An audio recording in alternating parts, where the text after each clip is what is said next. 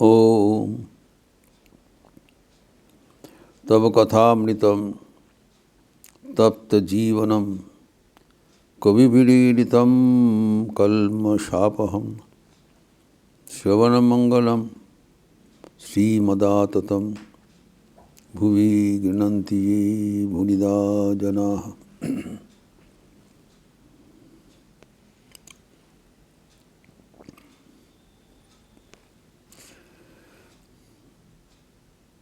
अहिल्या का स्तुति में हम देखे हैं कि कैसे हम भगवान का चरण में भक्ति अर्जन करें। उनका स्तुति से ही वो व्याख्या हुआ है, विशद व्याख्या हुआ है। एक तो हम 2 दिन से भगवान का प्रणाम करने का क्या तात्पर्य विश्लेषण किया।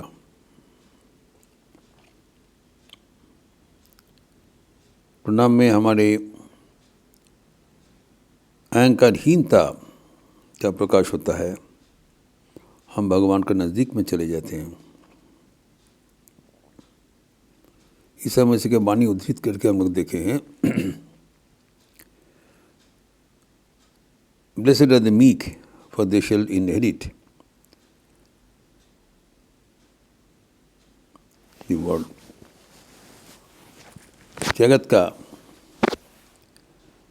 जगत उन्हीं का है जो नम्र है। इसलिए अहिल्या ने उनको प्रणाम का स्तव किया है। नमस्ते पुरुष व्याघ्र, नमस्ते पुरुष अध्यक्ष, नमस्ते भक्त वत्सल, नमस्तेस्तु ऋषिकेश, नारायण नमस्ते। अब सबके नियामक है, लेकिन अब भक्त वत्सल है। भक्त के लिए वी आर डीपली कंसर्न्ड। एवं आप इंद्रिया का नियामक है, नियंत्रक है, एवं सबकी परिचालक है। फिर इसके बाद अहिल्या एक स्तव का एक श्लोक में कहते हैं साकार ध्यान कैसे होता है। हम जानते हैं कि भगवान का ध्यान करने से मन ईश्वर केंद्रित हो जाता है और नाम रूप अथवा गुण ध्यान होता है। अभी तक गुण के ध्यान में उस स्तव का विभिन्न पंक्ति प्रयोजित किया था, जब वाच्य भेद है, आप सबके प्रधान है इत्यादि। अभी उनका जी मोहनीय रूप है, साकार रूप है,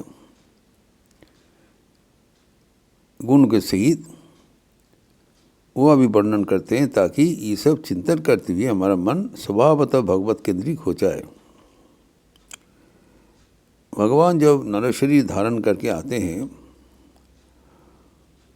प्रथमतः उनकी जो रूप राशि वह असीम होता है, सबका मन चुरा लेते हैं।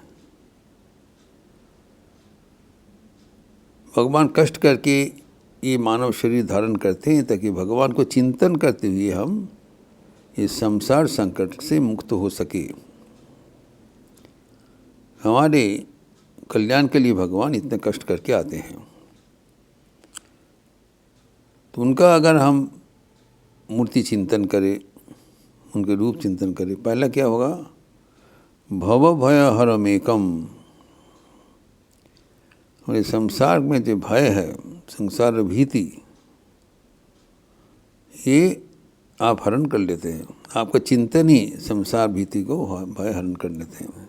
संसार में क्या भीति क्या है, हमारे जो जन्म जन्मांतर का जावशिक चक्र जंजीर हम लोग फंसे हुए हैं,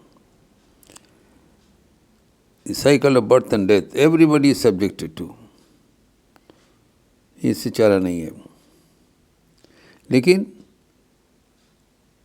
भगवान कहते मामी बजे प्रबुद्धंते माया में तम तरंती थे, अगर मुझे शरण में आ जाएगी तो माया से हटा देंगे। लेकिन ये है भगवान का रिडीमिंग कैपेसिटी।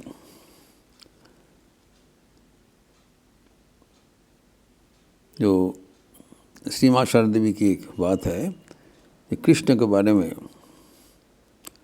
वृंदा बोले थे, कौन कहते आप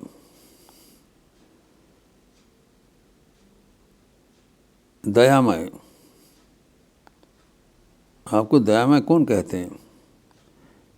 राम अवतार में आप लगातार सीता जी को कष्ट दिया था, जिंदगी भर वो रोती रहे सीता जी का, इतना कष्ट दिया है। फिर कृष्ण अवतार में राधिका रो रही है, एवं दिन रात कंस के कारागार में आपके पिता माता हाँ कृष्ण कर रहे हैं। तब भी मैं आपको शरण, आपको नाम लेती हूँ, कारण आपको नाम लेने से शमन भय नहीं रहता है, मृत्यु भय नहीं होता है, हम लोग मृत्युंजयी हो जाते हैं। यही है भगवान का स्मरण मनन करने से हमारा फायदा। कोई ये फायदा नहीं दे सकता है। मरण भय अवश्यम भावी, अनिवार्य है। लेकिन इज अवॉइडेबल ऑल्सो। कैसे? भगवान का नाम लेते हुए। तो भव हत में एवं भानुकोटि विशालम, भानुकोटि दीप्तम, जो कोटि सूर्य के समान आपका दीप्ति है।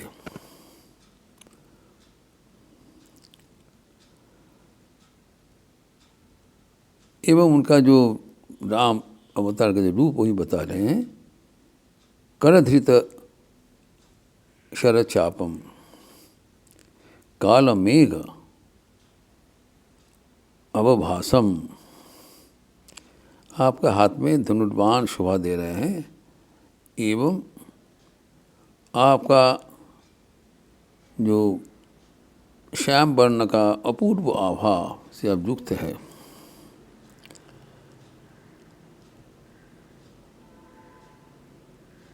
कनक रुचिर वस्त्रम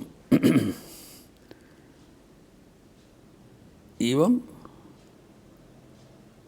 रत्नवत कुंडलाड्यम, उनका जो भगवान का जो रूप है यहाँ पर बताते हैं कि आपका पीत वस्त्र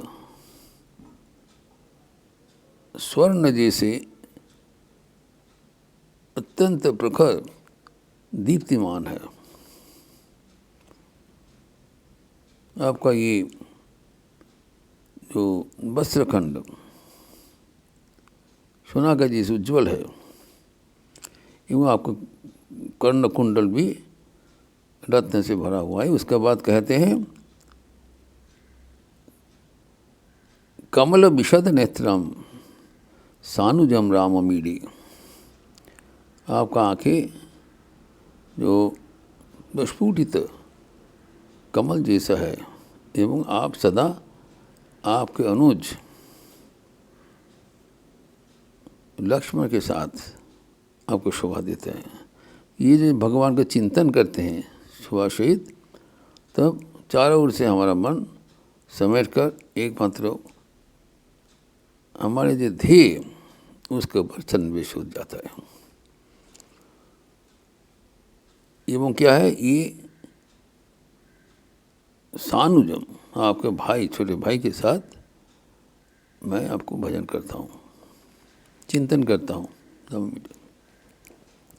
इसने अहिल्ला हमें साकार ध्यान कैसे किया जाता है उसका एक संकेत दिया है। अगर भगवान का हमारा मन इधर उधर भगते रहते हैं तो मन को इकट्ठा करके संयत करके एक जो भीतर में विराजमान परमात्मा के ऊपर जो अटेंशन फोकस करनी, ये बहुत मुश्किल हो जाता है। लेकिन भगवान का जब रूप अगर हम कल्पना करें, इतना महीनी रूप ही हो, तो हमारे मन को खिंचा लेते हैं विषय से, मन भगवत चिंतन से भरपूर हो जाता है। और भगवान का नाम अगर हम चिंतन करें, जो भगवान के साथ जुझे, उससे हमारा जीवन आनंद से भरपूर हो जाता है एवं इस जन्म मृत्यु का चक्रावर्तन इससे बराबर के लिए छूट मिल जाता है।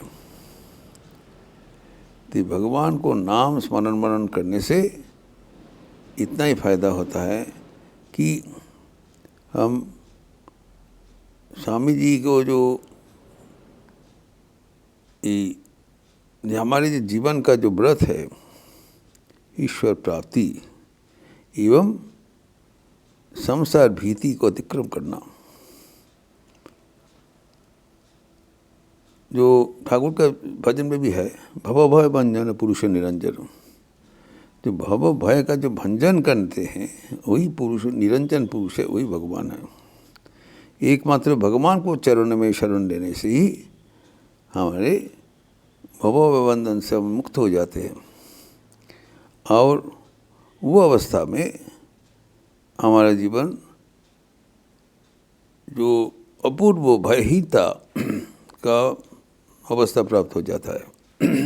भगवान है, हमारे समस्त भय नाशन करते हैं, हमारा कोई चिंतन नहीं है। तो ये जो भगवान का नाम स्मरण करते हुए हम एक तनाव शून्य जीवन यापन कर सकते हैं, जहाँ पर आनंद से हमारा मन प्राण भरपूर हो जाएगा। तो ये जो भगवान का जो ध्यान है, साकार रूप से ध्यान है, ये जो अहिल्या उनके स्ताव में परिस्फुट हुआ है।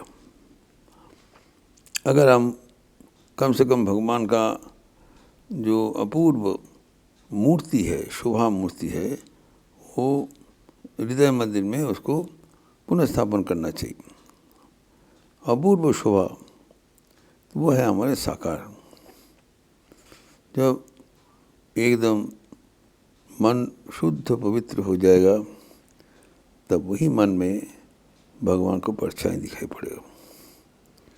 तब तक जिससे भगवान के नाम स्मरण मनन करते हुए हमें मन को ईश्वर केंद्रीय रखने का प्रयास करना चाहिए।